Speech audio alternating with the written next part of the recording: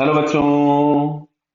यहां लिखा है I represents intensity of sound A the amplitude and R is the distance from the source then match the following column.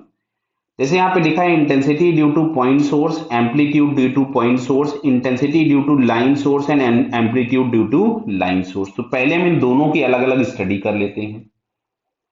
तो अगर ये एक पॉइंट सोर्स है तो पॉइंट सोर्स के केस में जो पावर का डिस्ट्रीब्यूशन होता है वो स्फीयर में होता है। अगर ये लाइन सोर्स है तो इसके केस में जो पावर का डिस्ट्रीब्यूशन होता है वो एक सिलेंडर में होता है। क्लियर है? सिलेंड्रिकल वेव फ्रंट होता है तो सिलेंड्रिकल के फॉर्म में एनर्जी ट्रांसफर होती है और यहाँ पे स्फीयर के फॉर्म में एनर्जी ट्रांसफर होती है। तो अब अगर मैं यहाँ पे लिखूंगा तो इंटेंसिटी इज इक्वल टू मैं लिखूंगा पावर अपॉन एरिया। तो एरिया के नाम पे यहाँ मिलेगा 4 पाई r स्क्वायर। यहाँ पे इन्होंने स्मॉल आर से सारी चीजें लिख रखी है तो मैं स्मॉल आर लिख देता हूँ। तो यहाँ मिलेगा स्मॉल आर स्क्वायर। जबकि यहाँ पे जो हम इंटेंसिटी लिखेंगे उसको हम लोग लिखेंगे पावर अपॉन एरिया। तो एरिया हम लोगों के पास मिलता है 2 pi r into L. Clear?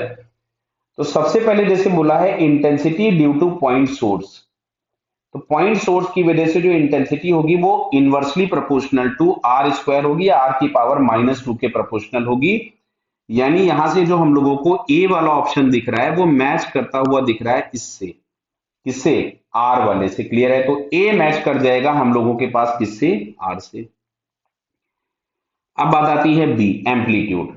तो हम लोगों ने कभी कहीं पढ़ा था कि जैसे इंटेंसिटी तो हम लोगों के पास ये आ गया और इंटेंसिटी आई जो था वो हम लोग पढ़ते थे प्रोपोर्शनल टू ए स्क्वायर। तो जो ए होगा क्या मैं इसको प्रोपोर्शनल टू रूट आई लिख दूं? अब अगर मैंने प्रोपोर्शनल टू रूट आई लिखा तो बेटा ये सब तो कांस्टेंट है हम लोगों के पास। तो ये आ जाएगा √1/r²। तो ये आपके पास मिलेगा 1/r। तो 1/r मतलब एम्पलीट्यूड किसी भी डिस्टेंस r पे जो होगा वो r की पावर -1 के प्रोपोर्शनल होगा।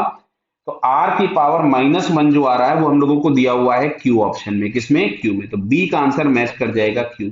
अब बात आती है सी की। चलो आते हैं। तो intensity due to line source, तो लाइन सोर्स में इंटेंसिटी हमको दिख रहा है कि वो r के इनवर्सली प्रोपोर्शनल है या r की पावर -1 के प्रोपोर्शनल होगी। तो ये भी हम लोगों को मिल जाएगा q आंसर। अब बात आती है डी ऑप्शन की। तो एम्पलीट्यूड, तो वापस से सुनिए। यहां पे हम लोग इंटेंसिटी फिर से मैं लिख दे रहा हूं कि I proportional to A square होगा तो A is proportional to root I होगा।